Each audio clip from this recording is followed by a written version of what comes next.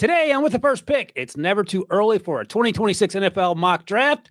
And I say that with the understanding that we are 357 days away from the 2026 NFL draft. I'm Ryan Wilson. That's former Titans GM Rand Carthon. This is episode 204. And here to help us are the guys from the Cover 3 podcast, North Carolina's own Chip Patterson, and Tom Fornelli, who's not exactly happy about how these teams played out today. Hey, guys, how you doing? I'm great. It's good to be back after being so triumphant last year as a show. Ryan, clearly we take a lot of the credit for those all of those correct picks that we had. I mean, we're beating out everybody in the industry. This show right here, unscientifically, is probably the best crystal ball you're going to get at any time in the NFL draft process. Tom? Did they really push it back to May? It's 357 days until the next draft. No, it's next April 23rd. I think that's the math. So there's 365 days. Oh, wait, never mind. I was thinking there's 356 days. I'm off to a hot start. We are doomed. Oh man, I can't count, but hopefully I could pick out a good NFL player. So last year the teams were me and Chip and Rick Spielman, who we fired, and he was paired with Tom. This year we're going to give Rand Chip Patterson, and I'll be rolling with Tom. And Tom doesn't know how many days are in a year, so we're already off to a hot start. Hey, before we get going, Chip and Tom, give me your favorite all-time Florida Gator football player. Read the room, boys. Besides Rand, there it is. I'll go with Red Taylor. Oh. Wise to go with a running back too. I think it's like Tom read the room. Yeah. You know, you're really dialing it in there. Let's go with Spikes. You know, that's about of my like generation. You know, that's my peer more or less. Obviously peers with greatness and football excellence too, but tenacity on the football field. Yeah, I'll go there. All right. Before we get going, Striker, I wanted to ask Tom a question because I actually watched Wednesday's version of the Cover 3, and they did their 2026 NFL draft big board. It's worth a watch. I watched it just to get sort of up to speed. And Tom, share your quarterback might have reached their ceiling theory, which I actually sort of likes. Share with Rand. I want to get Rand's thoughts on that. I think, the theory overall is just that, especially now in the years where we've had the extra COVID year and we've had the eligibility, the extra year of eligibility, and who knows what eligibility is going to look like at the college level a year or two from now. You might never run out. I just feel like a lot of the quarterbacks that are coming out in the draft these days, compared to in the past where you'd get a guy who might have only played 1 or 2 years and came out right away, a lot of them are tapped out. And when you draft a quarterback, I think that a lot of what you're trying to look at is the potential for that guy to grow and to develop into something special, because a college quarterback, by and large, is not going to be the kind of guy that can just step into the NFL and on day one be the best quarterback in the league. That just doesn't happen. They all have flaws.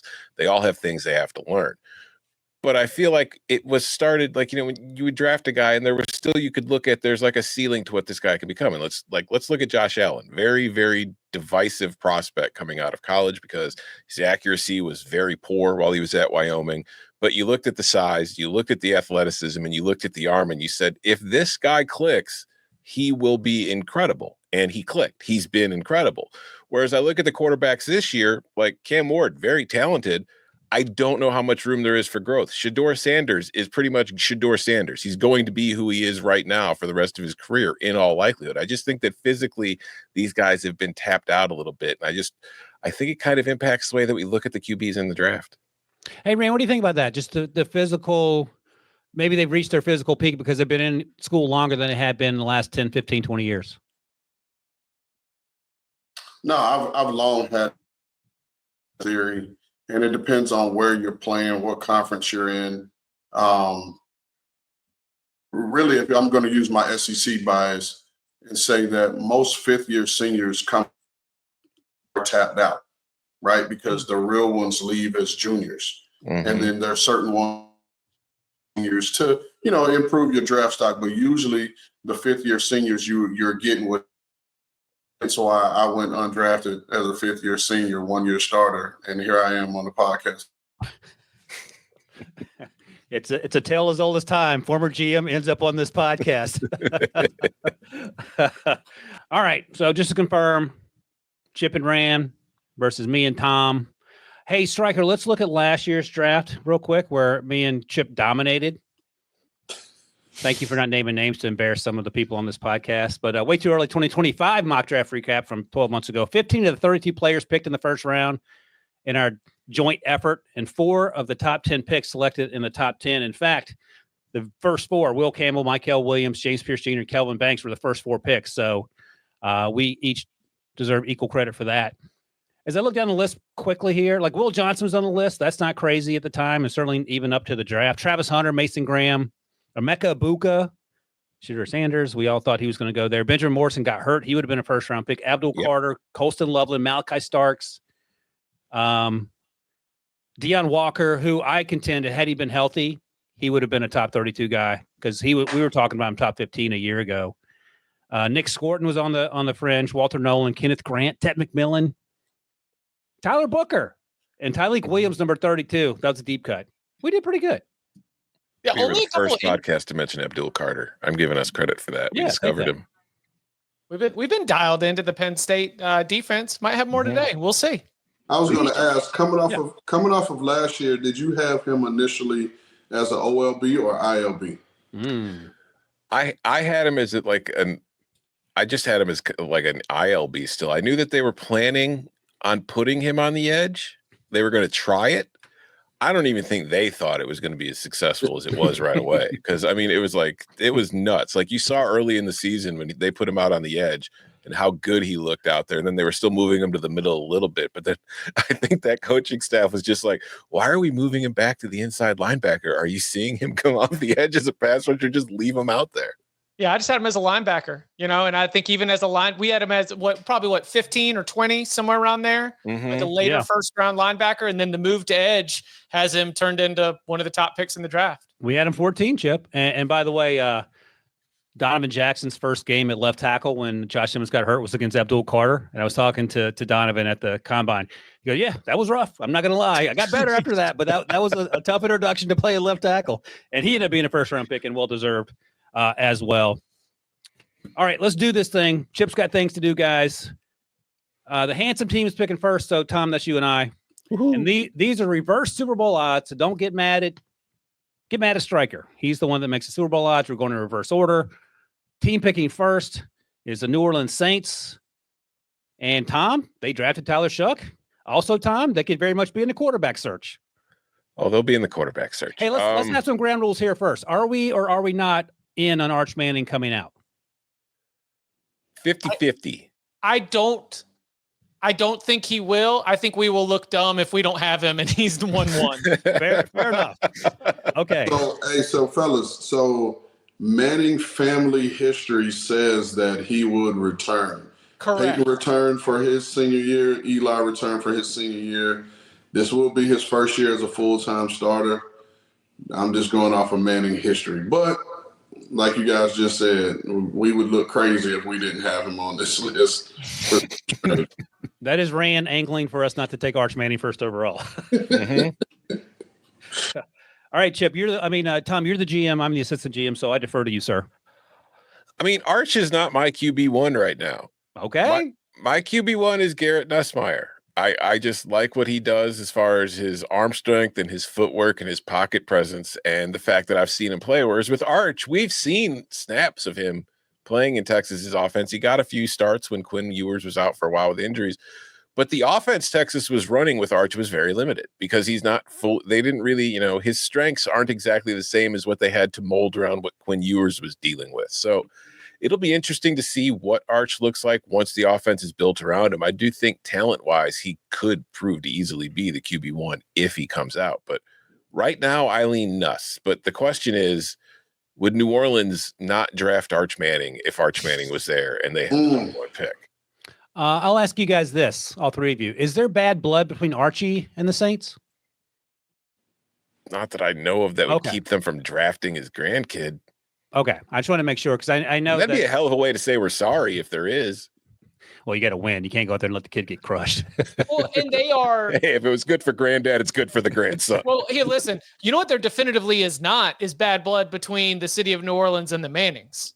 Yes. Like they are such an institution within the community that if there is any bad blood, it is in the Saints the Saints should have squashed that by now, running in the circles that they would all run in around the Crescent City. But here's a question for you. All right, so you got LSU quarterback, right? So you got that thing going for you. Then you got Archie's grandson who played at Newman, a New Orleans team, but he spurned the home state LSU Tigers to go to Texas, Could be maybe that's where the beef is. Yeah.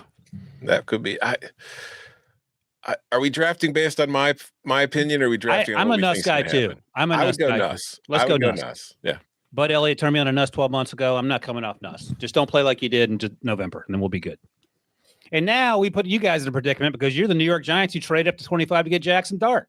You gonna do this to Jackson Dart right in his face 12 months later and take Eli Manning's nephew? What are the other needs for the Giants? Where else are they going to be looking? They need a tackle. Oh, they need a tackle. And I also say too, the big deal here with the Giants is our coach still here? Yeah. That's true. If he's not, you can still take a quarterback. Right. If you Rand, you said tackle so quickly, and I know they just drafted an edge rusher and they just drafted a quarterback in the first round. I say it's Caden Proctor. God don't make many men like him. And that's usually when you see players going that high in the draft, it's because there's not a replacement for some of those gifts. As soon as he set foot on campus in Tuscaloosa, and then even when he was at Iowa for a hot minute and then back to Tuscaloosa, this guy has just been like OT1 everywhere he's been. So if tackle's a need, Proctor's my vote. All right. There you go. Next up, the Cleveland Browns. I mean, they drafted two quarterbacks. They took Dylan Gabriel in the third. I thought he might go undrafted. They took Stuart Sanders in the fifth. I thought he might be no worse than top 40 pick, but here we are, Tom. The other thing that this team needs, they didn't get in the draft or free agency really, is a wide receiver. Offensive line could be a concern, and Myles Garrett might want some help on the other side. They have Mason Graham. So I'll leave it to you in terms of what's best available. I know this wide receiver class isn't particularly deep based on what you guys talked about on the podcast yesterday in Cover 3. But Cleveland Browns, the world is your oyster. I would probably go with an edge here because, like you said, they need wide receiver help. But as far as I know right now, there's not a wide receiver in this class worth taking at number 3. I would go to the defensive side of the ball. You've got Graham, you've got Garrett, you've got a very good defensive line. I think you can kind of put things over the edge. My number one right now, Ruben Bain out of Miami. I think that last year he dealt with some injuries that kind of impacted him a little bit, but just as far as when you're looking at the prototype of what you're going to want as far as size, length, ability to get off the ball, athleticism, bend, all that kind of fun stuff, I think Ruben Bain is a very, very good football player. And I kind of look at him as the Abdul Carter of this class in that not a lot of people know who he is right now. Like not even like diehard college football fans will know who he is. But I think that he could have that kind of explosive season to where he really puts himself on the map playing for Miami in that defense, because I also think they've got a better defense coming in. I think their defense is going to be much stronger, not just because they improved the talent, I think because of the scheme. And I think Ruben Bain is going to kind of show up a little bit more based on what they're doing. And I think that's going to vault him into that edge one kind of area. So I would go with Ruben Bain. My only concern, Tom, according to Bud Elliott, he's sawed off times 50. There's a lot of sawed off going on yesterday on the podcast. Are we okay with that? Bud just hates the Canes. That's really all that comes down to. Fair enough. All right, next up, New York Jets. I mean, Justin Fields is on a 2-year deal. Can Arch Manning handle the bright lights that his uncle won 2 Super Bowls in? Ran and Chip. What do you think, Rand? I mean, listen, narrative-wise, just in terms of talking points, if we can get Arch to the Big Apple in the rival team. And look, when have New York Jets not wanting to just sell their soul for a quarterback? I mean, when have they ever not wanted to do that? You tell me if there's other team needs beyond the quarterback position. But if we were playing Arch is eligible rules, this to me sounds like a very fun spot to be able to slot Arch Manning. No, and that's what I have quarterback down as a need for him. And let's be real, he still gets to play at MetLife, Whether he's Yeah. a Fan or a Jet, he's playing at MetLife. I say go with it. Let's go. Arch Manning. Can you imagine, like, if Eli wins 2 Super Bowls with the Giants and then Arch comes in and wins a Super Bowl with the Jets? Like, they will name buildings after the Manning family in that city. No, the one Super Bowl for the Jets will trump both of the ones. Oh, God, yeah. No, that's true. All right, Arch is off the board. Tennessee Titans don't need a quarterback at 5, Tom. They had a pretty good draft as well. Rand, I'm gonna send a note to. Again, it's like draft day. I'm gonna call the other GM and ask him for help. What do the Titans? What else do the Titans need now? Everything they've checked the boxes on. Like, who's coming up for contracts and stuff? So off the top of my head, the offensive line should be solidified, so you don't go there. Let's go look on the defensive side of the ball. They still could be, looking at backer, at inside linebacker. They could be looking for, some guys there. And then Arden Key will be a free agent after this season on the edge. Draymond Jones, they signed a 1-year deal. He could be coming up. And then I'm thinking Sebastian Joseph Day, interior-wise, was only on another 1-year deal. So I probably err on the side of defense and say either interior D-line or edge. As you were talking, it reminded me of a private conversation we're going to share, because this is, again, Draft Day is my favorite movie. They drafted Kevin Winston Jr. out of Penn State, who I like. Tom, what do you think about Caleb Downs? Is this too rich for him? I mean, I think Caleb Downs is a really good player. I think it's going to be one of those situations where it's kind of like the Ashton Genty running back situation, where he might be one of the 2 best players in the class. It's just positional value and how teams look at it. Do they want to take a safety this early in the draft? I think when you look at the class right now, as far as talent, he's a top 3 player, especially if you take out the quarterbacks. So if you have that need and you really want to go with it, I would be okay with it. But at the same time, you don't see a lot of safeties going in the top 10 these days. It's like, was Jamal Adams the last one? That sounds right. Hey, I think he has my early vote. Caleb Downs does, to be my son this year was Malachi Starks. Caleb Downs he's the leading vote getter to be my favorite son. So I'm all for Caleb Downs Carthon right now. And like, the thing with Caleb Downs is he's so versatile that it feels kind of insulting to call him just a safety, because I feel like you can use him at multiple spots and he would be very effective across the board. So there is that kind of versatility with him. Like, where in your scheme, you could put him in a whole lot of different places and he would play well for you. But so Tom, I'll say this. So if you think there's more value now at interior or even edge rush defensive line, I'm fine with that too. I just want to throw out one of the names I knew this early in the process. Yeah, I like Peter Woods. Okay. From Clemson. Done. He's a defensive lineman.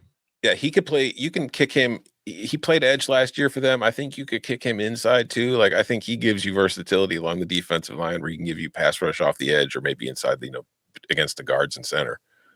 All right. Las Vegas Raiders, Rand and Chip. What are the needs? So I have receiver and tackle. Receiver was we thought about early in our mock drafts about them going receiver, possibly Teteroa and McMillan, because you still only have Jacoby Myers as your number 1 receiver. And then you also have to think about tackle, because Colton Miller's contract is coming up and he's coming off of injuries and hadn't been healthy. So I would say probably the best available of the wide receiver tackle position. You guys have already said there's probably not a receiver right now that's worth a top 5 pick. So yeah, that makes it pretty easy. I do not think I think the wide receiver 1 conversation are both between unproven players who you are projecting a really good season for. And I think this is probably too high to be making that jump for players who have flashed in moments like an Evan Stewart, like a Carnell Tate. So let's go to tackle, and let's go with a little Spencer Fano. Ooh, tackle out of Utah. All right. Terrible pick. Wow, Chip's going to get fired. We got him right where we want him, Tom. So Next fast. up, Carolina Panthers. Pick 7 here. They picked 8 in the actual draft last week. They took Teteroa McMillan. They got a couple of edge rushers in the real life draft from a week ago. Nick Scorton and Princely Uman-Mielen. Trevor Etienne they have as well. I think defensive line makes some sense. There was some talk of maybe Mason Graham slipping there, and you could take him there. Secondary makes some sense. You could even, again, we're having the conversation about wide receivers. None is going to go this high, but you can make the argument that they could use maybe even one more wide receiver at some point. But with that as the backdrop, Tom, what do you think now? TJ Parker. TJ Parker, edge rush Clemson.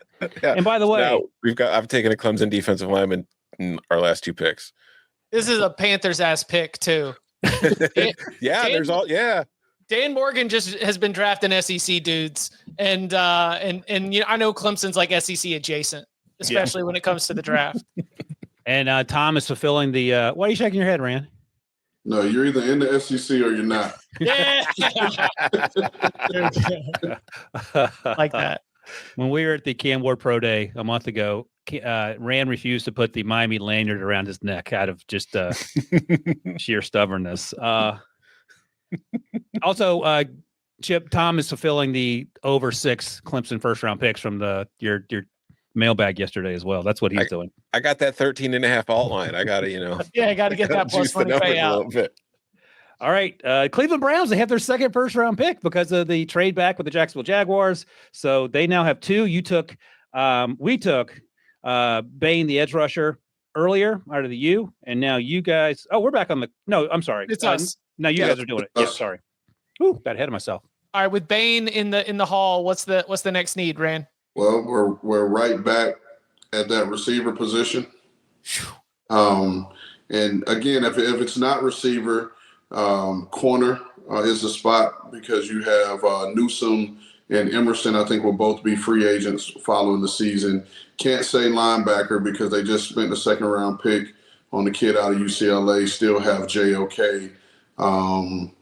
So maybe, honestly, though, I'm trying to even think who are their safeties right now. I was going to say, we hit the point where I'm not going to let Caleb Downs get much farther. This might be a like best available player situation because you mentioned how you can move him around. I mean, I'll tell you what position he plays, winner. Because when Texas is trying to hit the edge, Caleb Downs, he's the one who busts into the backfield and forces him to go wide to keep Texas from being able to score, even though they marched all the way down the field there in the Cotton Bowl semifinal. They got him running punts back. There was talk about him maybe getting a look at running back at times. I mean, this is just an all-around dude. I love to hear that he's going to be one of your sons for the fall because he is one of my favorite college football players at any position. So I think if we haven't stuck on one thing or another, I'd rather take Caleb Downs than an Evan Stewart, for example. You all right with that, Rand? Hey, Caleb Downs, Carthon, let's do it. Let's go. Hey, listen, we've already got the commissioner to announce Travis Hunter as a wide receiver DB, which they've never done before. Now we're going to push for the back of his jersey to say Downs Carthon when he's drafted. And pose it up.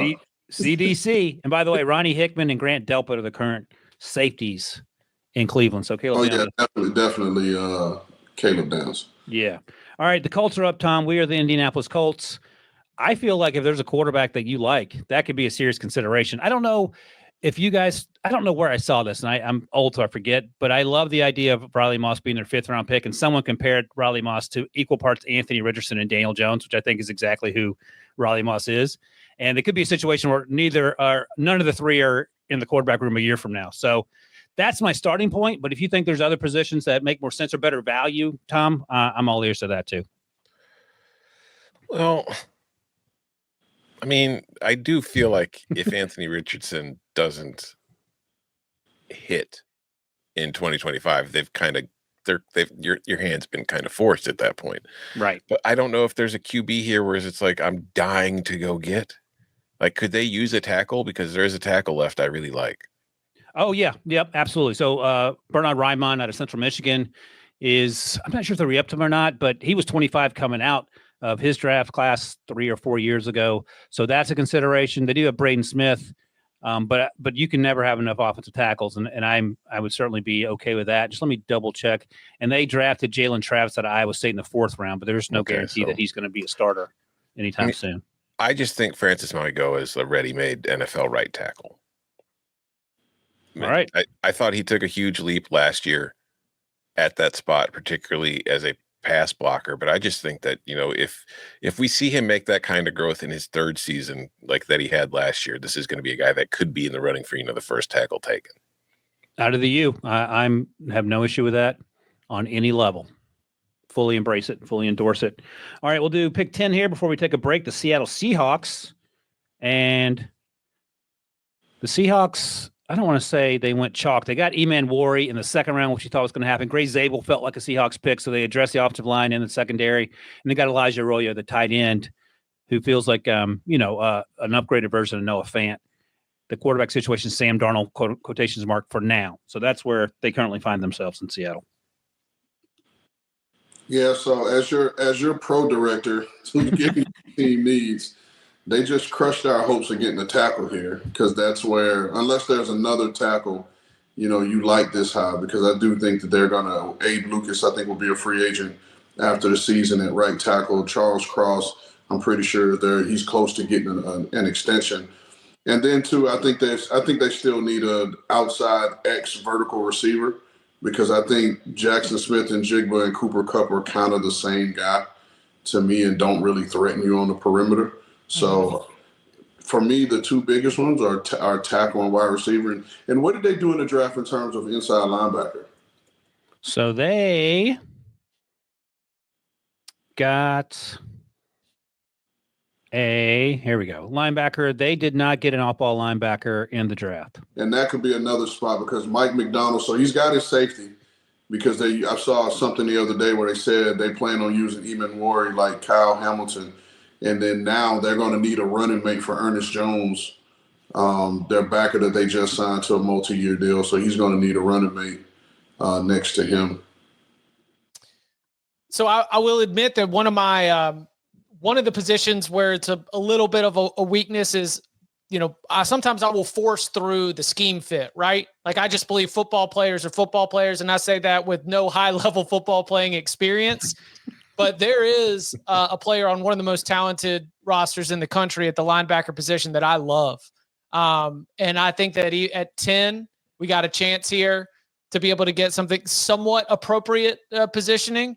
So, Rand, I don't know if you've gotten your eyes on Anthony Hill, but that is somewhat like, that is a phenomenal linebacker who just goes out there and is just production. He's always near the ball, great vision, like just constant. He's played in like 30 games, 22 starts. Like, it is a huge body of work of him being awesome at a high level on one of the best teams in the country. So if linebacker is somewhere in the mix there, does Anthony Hill sound like a pick you'd be interested in? Yeah, man. You look at what Mike McDonald came from before he got to Seattle. He had Roquan Smith and Patrick Queen at one point, just lining up next to each other. You had the hammer, and you had the guy that could play laterally and go get it. And now you have the hammer and Ernest Jones. You just don't have that guy that could play lateral and sideline to sideline. And you had me at production, and it's always around the ball. And that's what this defense is all about. Awesome. All right, let's take a quick break. When we come back here, we'll rip through picks 11 through 32 right after this. The crowd loves champions. Gladiator 2 is an epic spectacle. To amuse you is my only wish. The glory is yours, not mine. Very good. Gladiator 2, rated R. Now streaming on Paramount+. All right, Tom. We are the New England Patriots. And here's the thing. They desperately need to add some skill position players, but we're in a position where I don't know if there's a running back that we love this high. Jeremiah Love, I know he had some injury concerns. He's special. They did draft a running back in Trey Henderson in the second round. Wide receivers, as you guys made clear, is not where it exactly needs to be at pick 11. So we can go going best available at pick 11, or we can try to find some needs to give Mike Vrabel more weapons on defense. Like I'm at a loss, to be honest with you, because quarterback obviously is settled. I mean, I do feel like you're kind of reaching for a wide receiver at this spot based on talent, although there's one guy I think that would fit well with Drake May. How are they at corner? They're pretty good because they didn't take, obviously, Travis, but they just signed Carlton Davis, and they have Christian Gonzalez. Yeah, so they're not like in a desperate need for a corner. Marcus Jones, he might be near the end of his deal. I don't think he got re-upped. He's a smaller nickelback. But I don't know if you want to take a Jahdae Barron type at number 11 if there's not a Jahdae Barron in the class. Let's give him Jeremiah Love. All right, done. Yeah. I mean, I I'm on the record. I'll stand by it. I think Love is a better player than Ashton Genty, or a better prospect. Oh, that's a home run then. All right, done and done. All right. The Los Angeles Rams, Rand Carthon's old team. This is from the Falcons pick to get James Pierce Jr. So Rand and Chip, you guys are on the clock. Quarterback might be a need. Just saying. I was going to say QB. Matthew Stafford, obviously he is what he is at his age. I think Jimmy Garoppolo is probably coming up after this year. And then the other guy, Stetson Bennett, that they have. So to me, and like Rand, you're going to have so much better insight on this, but if you've got a choice, with Drew Aller, it feels, I'm not going to call him a joystick quarterback, but he makes good decisions, Yeah, well, except in the semifinal against Notre Dame when his brain broke and he threw it across his body for an interception at midfield in the biggest part of the game. Okay, that's obviously a red flag. But in general, you're talking about a guy who takes care of the ball. I cannot say that for Cade Klubnik. Cade Klubnik maybe offers a little bit more in terms of that, real athletic-based playmaking, doing something on the fly, but he will take risks that Drew Aller will not necessarily take. So if we're deciding between those two, where do you think the Rams would go between Aller and Klubnik? It sounds like Aller, just because of what Sean asked his quarterbacks to do. And Sean does a really good job with those guys and putting those guys in advantageous positions to make the game easy for them. If you look at the transition from Jared Goff, his early start, to when he got with Sean and how he was able to progress. So it sounds like that, because a guy that's constantly putting the ball in harm's way, we may end up having, CBS flirting with Sean to do a broadcasting deal. And it's a quarterback like that, it'll drive him crazy. So I'll say go with Drew Aller. All right, let's go Drew Aller from Penn State. All right, the Fighting Ryan Strikers finally come off the board. Penn State, Drew Aller, or as I call him, Robot. Okay, Miami Dolphins up next. Tom, like a quarterback could be in the conversation here. We don't know how healthy Tua can stay. They did draft Quinn Ewers in round 7, but I think a glaring need, and they're trying to move on from Jalen Ramsey. They didn't draft a quarterback until the 5th round last week. If there's a cornerback that gets you going, I would be okay with that. I already had the name as soon as I saw we had the Dolphins next. Malik Muhammad, Texas. Yeah. All right. Barron obviously was the star for them. He's the draft pick, but I do think Malik Muhammad is also a very good player who will be their best corner in 2025 and will be the guy getting first-round buzz with the Longhorns. That's how you do it. No hesitation. Run the card in, have a sip of beer, and then let you guys pick. Dallas Cowboys up next. Yeah, we were actually reminiscing about, your former co-host Rick Spielman and getting the footage of him watching the Eagles take Jalen Reagor instead of Justin Jefferson.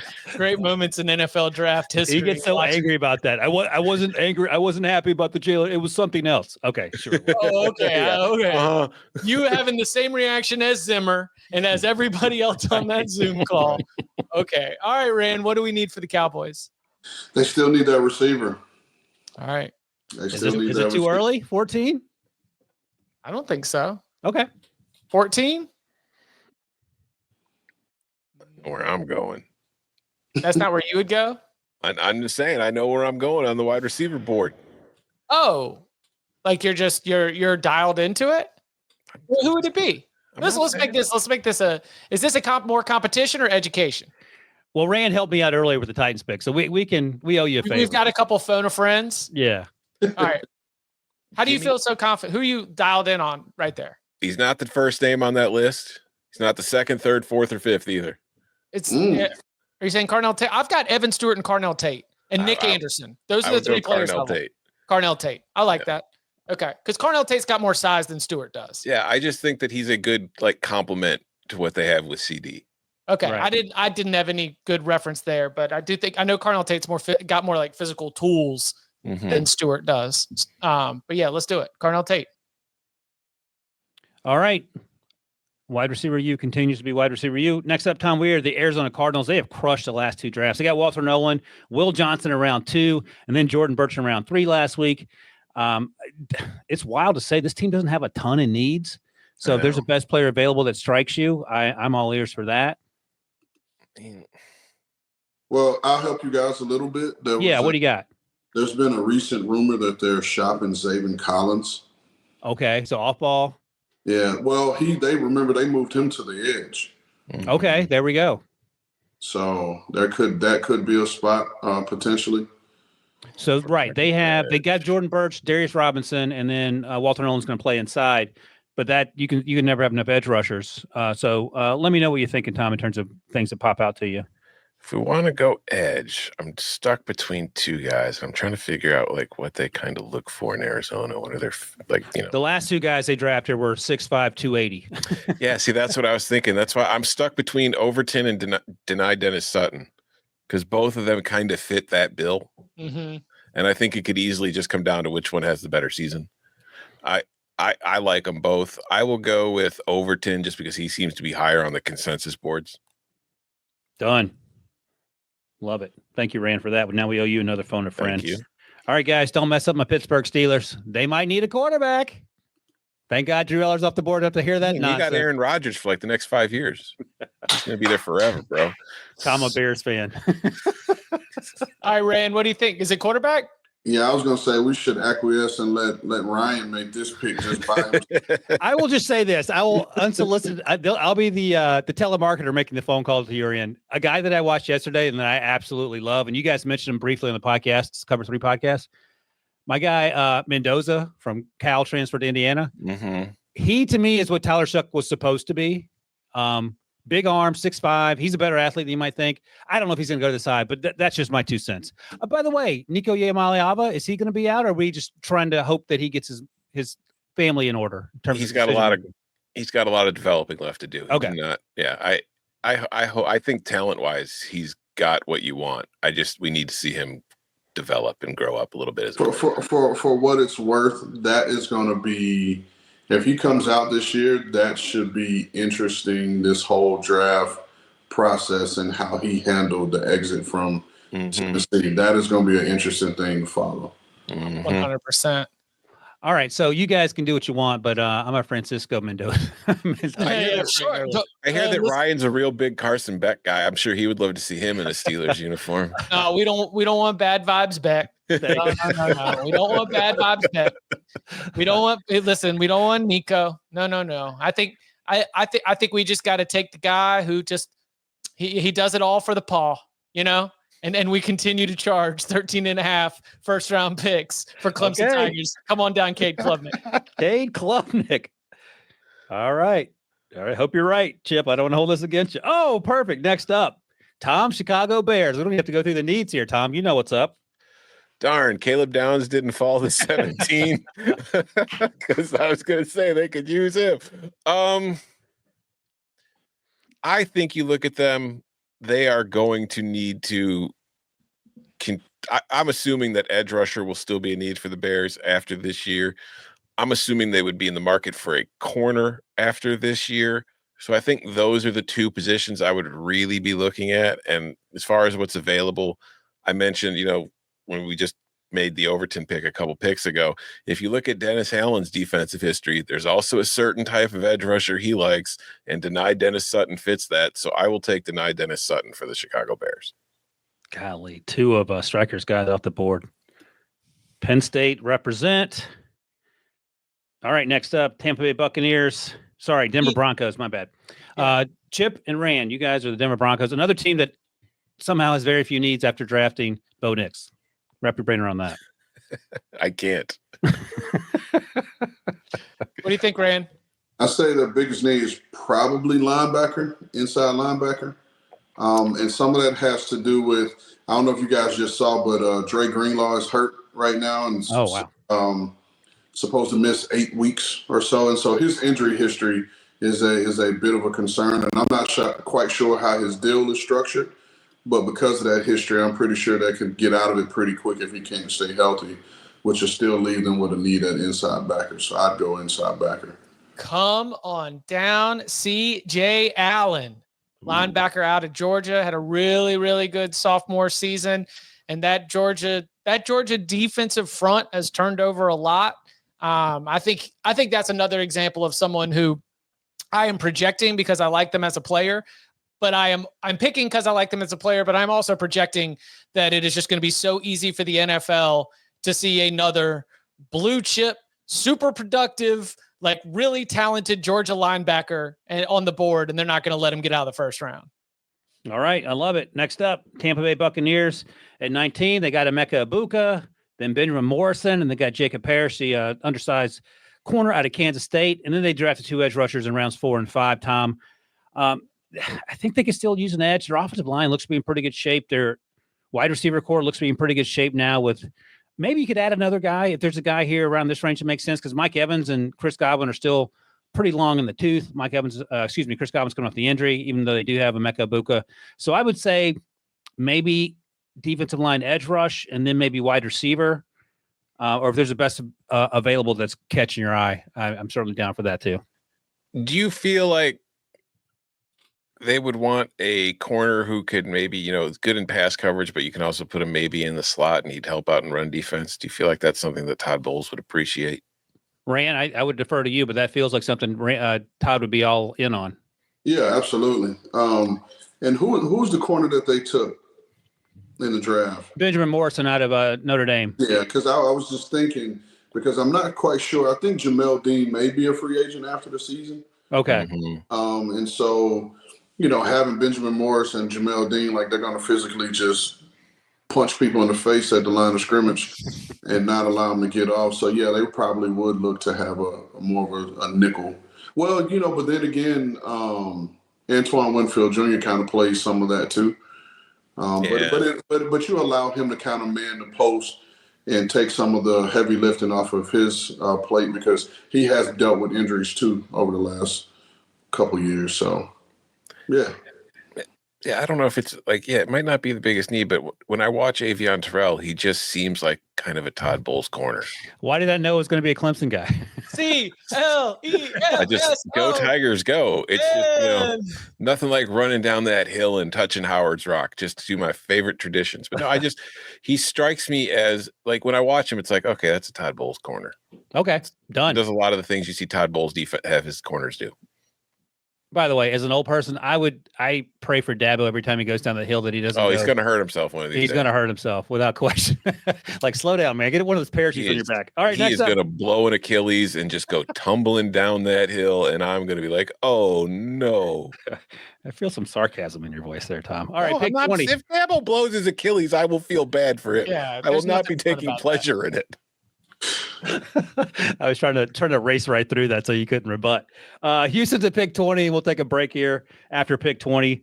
Rand and Chip, I'm not even sure what this team needs. They've done a pretty good job drafting, especially helping out old CJ Stroud with the offensive line, but you guys may feel differently. I say interior D-line. Okay. Because you got Sheldon Rankins. I think he'll be up after his year, as will Tim Settle Jr. is their other defensive tackle. So I think right now, they will go D tackle. And, keep the Gator shop. Come on, big Caleb. Yeah, Caleb Banks, let's go. I heard, and I'm sorry, I don't remember the young man's name who weighed over 450 pounds. He got signed by the Buccaneers, for what it's worth. I don't know what his scouting report was, but someone at that pro day said that was the biggest human they'd ever seen in their life. It's large. Very large. All right, let's take a quick break. When we come back, we'll rip through these last 11 picks here. And we'll do that right after this. They want to take this place from us. My family is in danger. My wife is lost to me, and I don't have time. 1923, new season now streaming exclusively on Paramount Plus. All right, we'll pretend this is day 3, and now let's set a 30-second time clock so we can get out of here. Because enough folks have things to do, and we appreciate the Cover 3 guys taking time. All right, Tom, we're the Minnesota Vikings. You are a Bears fan, so you can, if you want to take a kicker here, I'm okay with that. But I do wonder, we don't know what J.J. McCarthy's going to be, so that's a need. Potentially, we'll see. But otherwise, maybe safety might be a need. They didn't take a safety. Harrison Smith's a little long in the tooth. We're going to go defensive back there. I don't know how many more years he has. They drafted Donovan Jackson in the first round. Yeah. trying to feel like I don't know if there's a tight end I feel like is really worthy of a first round pick, at least right now. Interesting. But they want another receiver. I mean, the Jalen Naylor's their slot, so they could use one. Yeah, I mean, but the guy, I don't know if, I mean, how many, he got decent amount of slot looks out of the slot, but I really like Jordan Tyson out of Arizona State. If you look at it, like Jeremiah Smith, tons of attention for the right reasons, because he's very good. But out of guys who are coming back next year, Jordan Tyson's number 2 in receiving yards. Like he had a very good season for Arizona State. And I just think that he has another year like that in a season like this, where there's not a huge, like clear wide receiver number 1. He has the ability to climb pretty quick. All right, let's do it. Next up, the Los Angeles Chargers, the Fighting Jim Harbaughs, and let's see here. Running back. They're going to just collect them all. Yeah, Omari Hampton, first-round pick last week. Trey Harris, the wide receiver at Ole Miss, and then Jamari Caldwell out of Oregon, defensive lineman, were their first 3 picks. They need to run it back on D-line. Interior D-line, because before the draft they had 5 on the active roster. 3 were going to be free agents after the season, and the other guy serves as the starting fullback. So okay. Well, if interior D-line's on the table, let's go Georgia's Kristen Miller. Good pick. Georgia versus Clemson in the battle for most picks in the first round. That makes sense. I mean, all right, Tom, we are the San Francisco 49ers. And, I mean, they actually have a ton of needs. Outside of quarterback, and they're about to re-sign Brock Purdy. They just re-upped the tight end George Kittle. They took Michael Williams, edge rusher out of Georgia, Alfred Collins, defensive lineman, Nick Martin, linebacker, Upton Stout, cornerback, C.J. West, defensive lineman. Those are their first 5 picks. So maybe you could think about wide receiver here if there is one. We just took one 2 picks ago. Offensive line could be a consideration. Trent Williams isn't going to play forever. We keep saying that every year. So I'll let you. He keeps playing. And he keeps playing. I kind of feel like they'd want to go line of scrimmage one more time. I just don't think you can ever have enough edge guys. Yeah, and it's a good group. Yeah. Like we keep talking about edge and corner. I like those. I like both of those positions at the top of the board. Give me the name that's fun to say. Give me the guy who's very talented and showed some very excellent flashes of production last year in a hideous-looking uniform. Give me out of the University of Oregon, Mateo Uiagalelei. Nice. And that is, in fact, TJ's brother. Is that what I heard yesterday? Yeah, that's right. Big Dave finally gets the first-round pick he was promised. That's disrespectful. Look at Ray laughing at that. All right, next up, the Green Bay Packers. I would imagine they only draft receivers, but you guys and finally took one in the first round, but you guys are free to go in any direction you choose. What you think, Ray? Corner? You got to figure out what's going on with Jair. And then they just got this previous the kid they took out of Georgia. They allowed him to walk in free agency. They took in the first round a couple of years ago. Eric Stokes. Yeah, Stokes. So I think corner's a need. Let's bring him in, Jermod McCoy. I don't if you're watching along on YouTube, you see that the average draft position so far in this is 10. I think that is a little high. There are other corners that have been taken here that I would take before McCoy, but McCoy is in that top tier. And I think that after him, we start to drop down a little bit faster in terms of the overall big board. Very athletic. Next up, Cincinnati Bengals, and they had a peculiar draft. Shamar Stewart's an insane athlete, just not the production ever we saw at Texas A&M. Then they took 2 linebackers. I did like the Dylan Fairchild pick, the guard out of Georgia. And my favorite pick was Taj Brooks, the running back out of Texas Tech. Outside of wide receiver and quarterback, Tom, I think whatever sticks out to you might be a good starting point. I mean, we got to protect Joe Burrow. That's got to be our number one. So I'm going to look. I mean, who are their tackles? Right now, their tackles are Orlando Brown and Amari Smith, the first rounder from a year ago who battled injury, but he had injury issues at Georgia, but he's a mammoth of a human being and fantastic athlete. Just got to stay healthy. Yeah. So let's maybe go on the inside. We're going to take the guard out of Texas A&M, Armaj Reed Adams. Reed Adams. All right, the Commanders, Ran and Chip, again, a team with not a ton of picks, or not a ton of needs, after nailing the certainly the last year's draft class. Edge. All right. So yeah, Keldrick Falk, Auburn. Jeez, it's easy.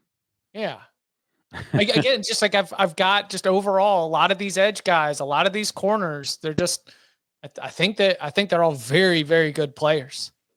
All right, the Rams are back on the clock. Their second first-round pick. They traded down last week. I can't remember what the circumstances were, but they traded out of the first round. I don't think they picked until 46. So they took Drew Aller up top. That was a chip and ran production, Tom. They are back on the clock here. And let's see what else they need. They can still use a receiver, I think. Yep, that's a good call. They currently have Devontae Adams, Puka Nacua, Tutu Atwell. So if there's a receiver there that you like, let me know. In the draft, they took Konate Munfield out of Pitt with their 7th round pick. Good player, but I don't know if he's going to make the team. Yeah, I like Eric Singleton. I just think that he's a little too much of what they already have. So give me the X guy, the guy they can put on the outside. Give me Denzel Boston out of Washington. Let's go. Is that a good moan or a bad moan, Tom, Chip? A good one. Okay, good. Yeah, because he was identifying the scheme fit, the positional fit.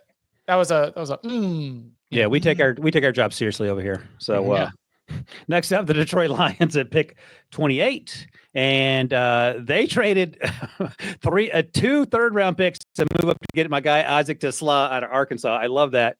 Brad Holmes said that was his favorite wide receiver in this draft class. Tyreek Williams, Tate Ratledge, defensive line, offensive guard, their first 2 picks there as well. So the floor is yours, guys.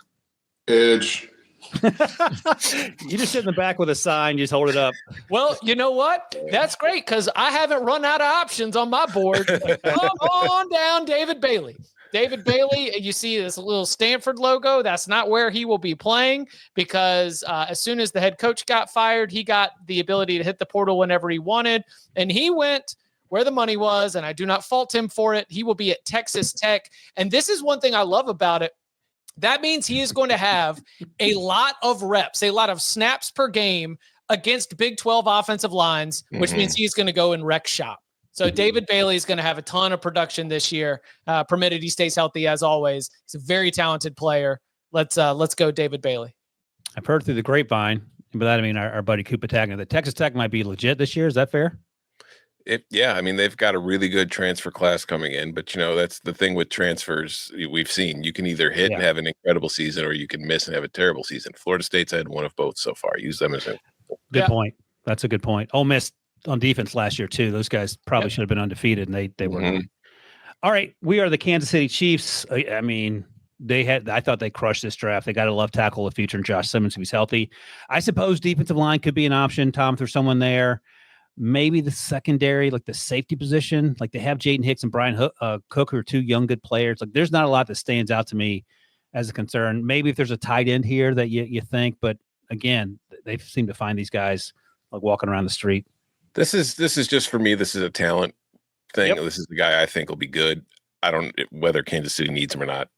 AJ Harris, the corner out of Penn State. I'm fine with that. I think Penn State's done such a good job developing defensive backs, and I think AJ Harris is already on a very good trajectory, and he could very easily be a first rounder next year.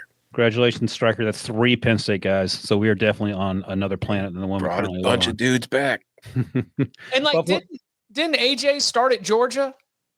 Yes. Like starts at Georgia, like blue chip prospect out of high school, transfers to Penn State, and they loved him there. And I think Jim Knowles is going to wring every bit of potential and talent out of that kid this year. Yep. All right, Buffalo Bills, Ran and Chip. I'd say edge again, but they're pretty good. Did they draft a safety this year, Ryan? They drafted Jordan Hancock at Ohio State in round 5. So he's a good player, but he's not necessarily gonna push the 2 guys that he currently have. And then what about the corner position? They drafted someone, right? Maxwell Harrison at the bottom of the 1st, and then Dorian Strong out of Tech in the 6th round. Yeah, so I would say either edge or safety on this one. Let's grab that second name right there. It says Purdue, but he'll be playing this year at Oregon. Dylan Tianneman. I've heard good things about him. Rugged player. And it'll be fun to see him step in because Oregon has had to lean. They had a guy named Kobe Savage on the back end of their defense last year, but it was the same sort of mentality in terms of you being able to get in there and clean up. And I don't know how much Purdue you watched recently, gentlemen, but there's a lot of cleaning up to be done on the back end of that defense, given the overall talent level. And Tiananmen's a good player. I think Marcus Bowe was the only reason I watched Purdue last year. So that is the extent of my Purdue watching in 2024. All right, we're the Baltimore Ravens, Tom. I think if there's a wide receiver, I think that could make some sense. They have Zay Flowers and Rashad Bateman, but then DeAndre Hopkins. But we've always talked about wide receivers there. I mean, if there's a running back, I could sort of get behind that. They didn't take a running back in the draft either. And they have, of course, King Henry. But again, he's 31-ish at this point. But what do you think? Nick Singleton, running back, Penn State. Oh, yeah. I love Nick. Or Penn State guy, striker. Mm-hmm. He's a great player. Yeah. Sort of surprised he came back. I just think, Singleton and Love, I think, will be the two running backs getting all the first-round buzz next spring. I love it. All right. To wrap this thing up, the Fighting Howie Rosemans, Chip and Ran. What do you want? They literally need nothing. Yeah, Chip, close your eyes, put your hands over your eyes, and just scroll down and just stop, and then just take. You know what the answer is here. Is it what is it Jalen Everett? Do we have to take a Georgia Bulldog? I was going to say, if it's a Georgia Bulldog, there's a 70% chance that they would take him. Yeah. I like Jalen Everett out of Georgia. He's a quarterback who's still on my list, and he is a Georgia Bulldog. So yeah, let's go Jalen Everett. Golly, is that what you were thinking, Tom?